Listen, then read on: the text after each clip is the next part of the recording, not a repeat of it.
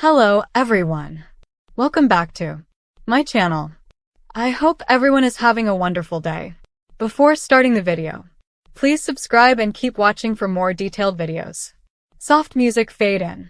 You're listening to the latest update from Port Charles. September 8 through 12 brought shocks, emotional standoffs, and a lot of scheming. Britt Westbourne isn't gone. Drew Kane's not backing down. And several lives are being pulled into the orbit of secrets, betrayals, and plans that may explode at any moment. Let's begin. Port Charles is buzzing with surprise, because Britt Westbourne has returned. After being presumed dead, she walked into General Hospital and stunned everyone. Nina, Liesl Albrecht, Lulu, Dante, all of them. Her appearance sets off immediate chaos, especially with her family. Liesl Albrecht, her mother, is nearly undone by the shock. She can hardly believe it. Lulu and Dante are reeling too, forced to face the painful truths that Britt's return brings. Rocco, on the receiving end of this turmoil, learns he has a biological connection to Britt. For years, Rocco has believed one thing, but now with Britt back, that foundation shakes. But Britt didn't return just for shock value. She has questions of her own, explanations to give. For instance, regarding her time away, what really was she doing? Who did she report to? In Croatia? There are implications that she was involved in some scientific or research project, possibly dangerous or secretive. Even cold fusion is mentioned. Jason is pushing her to explain and clarify what was going on during her absence. Now, while Britt is shaking up Port Charles, other storms are brewing farther from the limelight. Drew Kane, recently recovered from being shot, is not exactly humbled. Instead, he is doubling down on his machinations. Drew wants to frame Michael Corinthos for his own shooting. Yes, that means if things go Drew's way, Michael will be painted as the culprit, accused of trying to kill Drew. Willow is on board with this plan. She's agreed to cooperate, to act in ways that will support Drew's version, whether or not it's true. This is dangerous territory. Framing an innocent man for attempted murder invites legal peril, family betrayal, and moral collapse. Willow's involvement complicates things. She has her own demons, stresses, the lure of getting back what she's lost. And supporting Drew's plan may cost her more than she's expecting. Meanwhile, questions swirl about who shot Drew in the first place. There are whispers that the shooter wasn't the loyal or hired hitman Drew believed. He may have been set up. Evidence reveals that Judge Eva Heron was bribed and then murdered. Heron had given full custody of Drew's children Wiley and Amelia to Michael Corinthos before her death. The timing and circumstances make many eyes turn to potential suspects beyond just Michael. Someone may have had motive not only to hurt Drew, but to manipulate custody, the power positions, the outcomes of cases. And if Drew's framing of Michael is successful, it could wipe away critical evidence or redirect suspicion elsewhere. Justice figures like Curtis Ashford are warning Drew that the real shooter may still be out there. Someone could finish what was started. That second shot Drew took, that's viewed by many as the one meant to kill him, didn't go as planned. There are questions about why it happened when it did, who pulled the trigger, and whether Drew had more involvement than he admits. Back at General Hospital, in the emotional center of this week's stories, Britt's return forces confrontations. In the hospital ER, she walks in and her family is there. The weight of everything she did, faking death, staying away, leaving holes behind, these now demand answers. Liesl and Britt have a fraught reunion. Nina, Lulu, Dante all have their own heartbreaks and anger. At the same time, other threads that had been simmering come to boil. Willow tells Alexis and Liz that Scout ran away after hearing about Drew. Scout being affected, drawn into the fallout of Drew's plans. Molly finds Scout at the Quartermain stables with Cody. Those personal relationships are fraying under the strain of bigger plots. Charlotte is grounded by Lulu for taking Scout from camp. Charlotte believes she did something right. Lulu sees it as breaking rules. But rules or not, the emotional stakes are high. Scout's safety, sense of family, the trust between adults and children, those are being tested.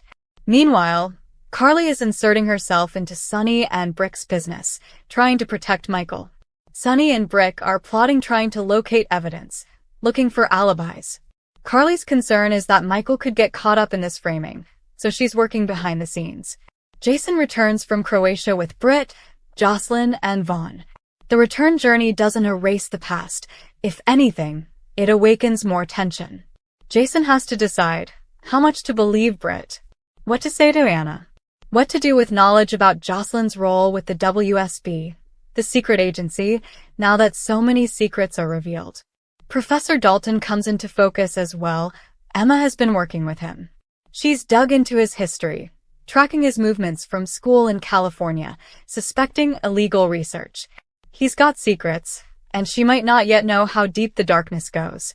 Also, in Australia, Joss and Vaughn's mission is encountering complications. Brennan demands answers about what they're doing, and there is tension over trust, responsibility, what actions cross lines. By Friday of the week, all these lines converge. Britt's confession to Albrecht sets up an emotional cliffhanger. Drew's ultimatums, the framing plan, Michael's fate, Willow's loyalties, everything is headed toward a breaking point. Let's talk about motivations, because that's what makes General Hospital compelling. Britt appears driven not just by surviving, but by controlling her narrative. Being presumed dead gave others room to move, but now she's back, and she wants to set things right, or at least to defend herself. But so many people feel wronged by her in Port Charles, Liesl feeling deceived, Lulu and Dante feeling betrayed, Rocco feeling abandoned. It's not enough to show up, she'll have to atone, or assert herself, or both. And that's a painful and dangerous path. Drew, on the other hand, seems less interested in forgiveness and more in power, vengeance, custody. The shooting is both a wound and a weapon. He survived. Yes, but as many fans have pointed out, the experience has not changed him. He still believes in leveraging secrets, threats, legal jeopardy to get what he wants. Framing Michael might seem extreme, but from Drew's worldview, it's logical. It advances his goals. He wants Willow. He wants the kids. He wants control. He's willing to burn bridges to precarious position torn between loyalty, grief, and what she believes is right. Her mental and emotional state has already been tested. Supporting Drew's scheme may give her what she wants, her children, but the cost could be her integrity, her relationships, possibly even her safety. And once Michael is framed, the ripple effects will hit many hands. Lawyers, family members, friends. Some will be complicit, some will be collateral damage. So what should we be watching for in the coming episodes? First, how Britt's explanations unfold. Who she says she worked for, what she was up to in Croatia, and whether she comes clean about all her actions. Does she mean to heal the wounds she caused, or deepen them? Second, the legal maneuvering around Drew framing Michael. Will Michael get a defense? Will someone uncover evidence that exonerates him? Who will break? Will Willow stick with Drew? Will someone betray the plan? Third, the identity of the shooter. The whispers are many. The suspects are many. Was the second shot meant to kill Drew? Was someone else behind it? Is Drew himself partially responsible or manipulated? Who has the most to lose or gain by keeping it hidden? Fourth, the collateral damage. Scout, Charlotte, Lulu, Dante, Liesl, Nina all exist in Drew's and Britt's shadows now. Their responses, their forgiveness, or their retribution could shift alliances. Fifth, the moral consequences. When someone frames another for attempted murder, when someone returns after faking death, trust erodes. People get hurt. Port Charles may never go back to normal. Brief pause.